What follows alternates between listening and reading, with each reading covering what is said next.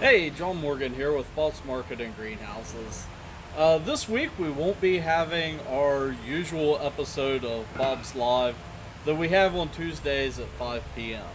And that's because I'm working on a project and, well, I need to be working at that moment.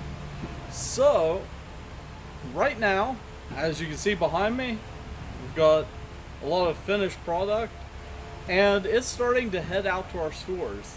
So if you stop by our store locations, we have spring flowers and annuals and vegetables arriving pretty much daily right now. So head on out to your local Bob's Market and check that out. And this morning I stopped by our Mason Market and got some video of what we have available there. So enjoy.